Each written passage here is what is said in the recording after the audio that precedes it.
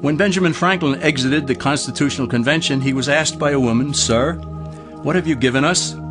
His immediate response was, "A republic, ma'am, if you can keep it."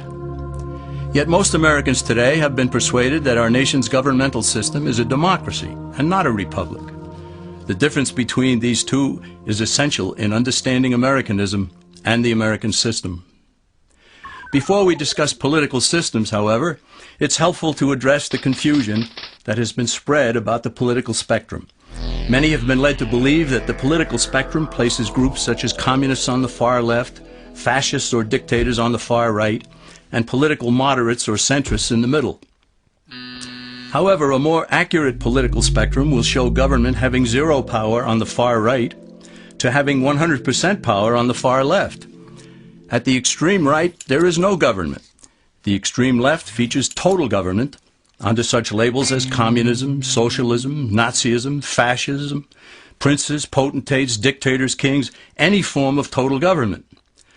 Those who claim that Nazis and fascists are right-wing never define their terms. This amounts to spreading confusion.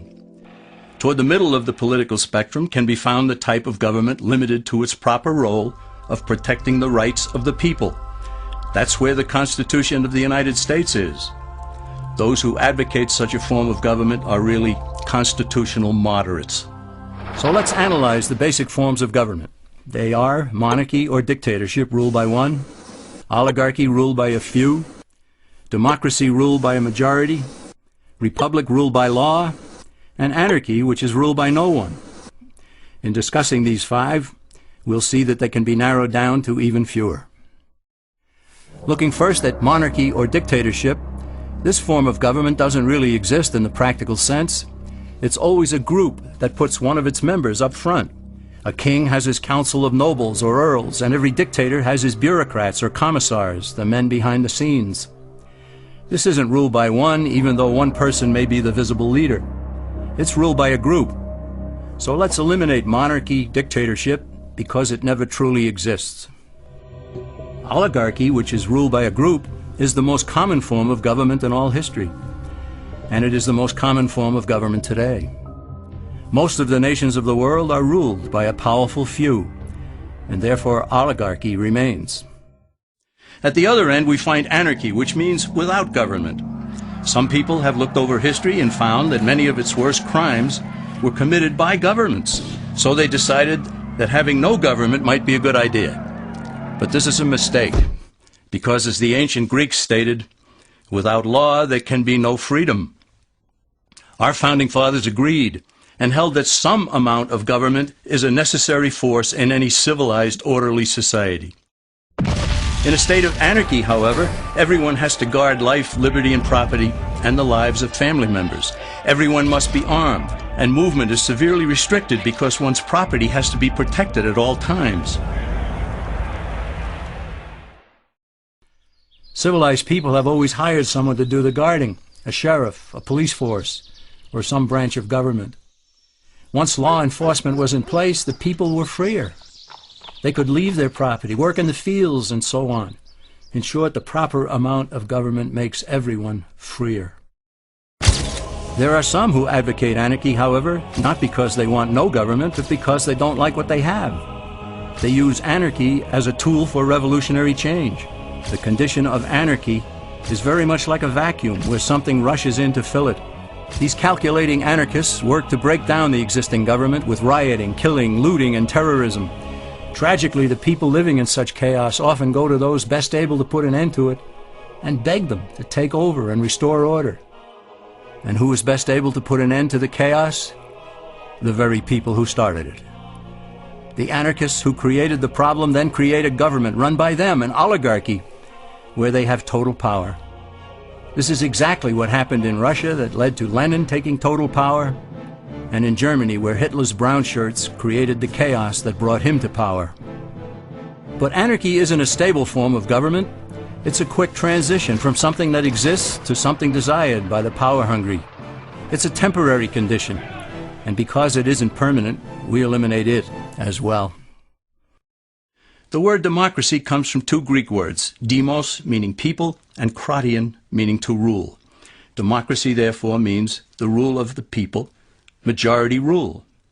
This, of course, sounds good, but suppose the majority decides to take away one's home, or business, or children. Obviously, there has to be a limit. The flaw in democracy is that the majority isn't restrained. If more than half the people can be persuaded to want something in a democracy, they rule. What about republic?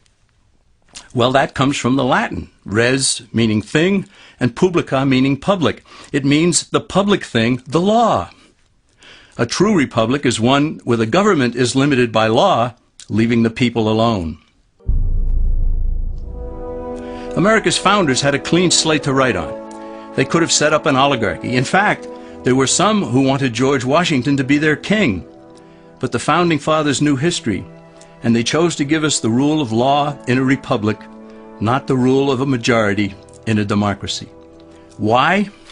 Let's demonstrate the difference in the setting of the Old West. Consider a lynch mob in a democracy. 35 horseback riders chase one lone gunman.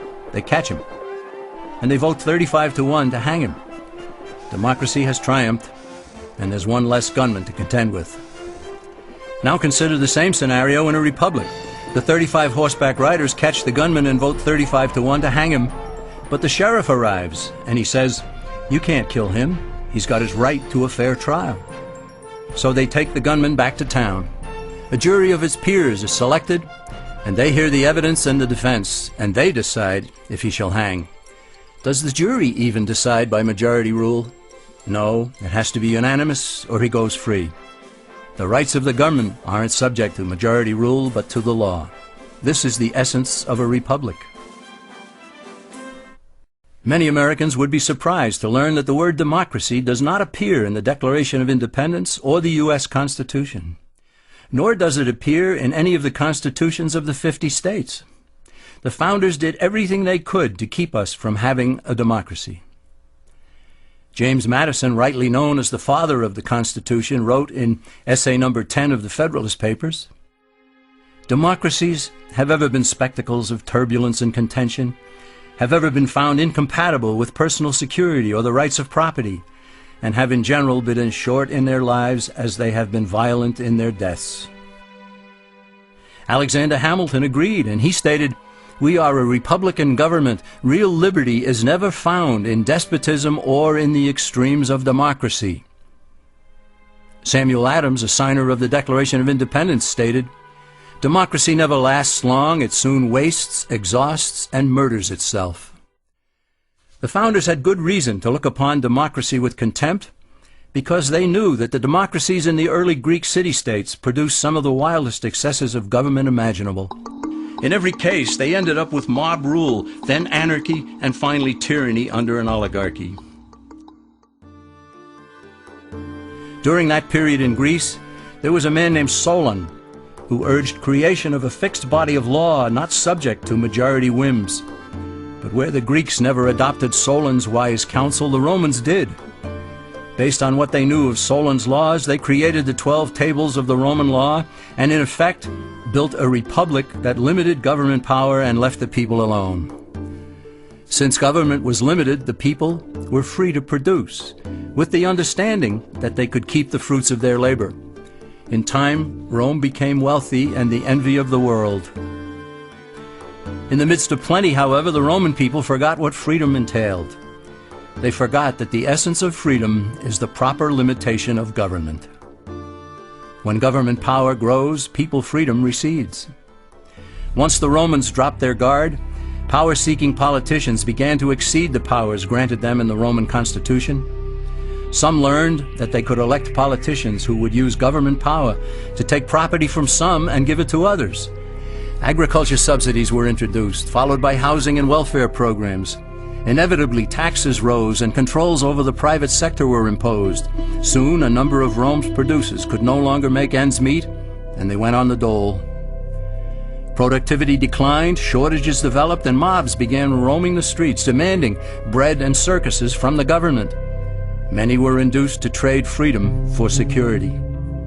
Eventually, the whole system came crashing down. They went from a republic to a democracy, and ended up with an oligarchy under a progression of the Caesars.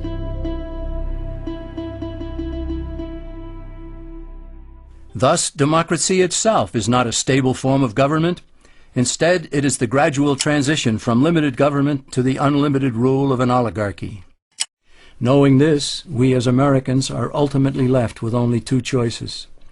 We can keep our republic, as Franklin put it, or we will inevitably end up with an oligarchy, a tyranny of the elite.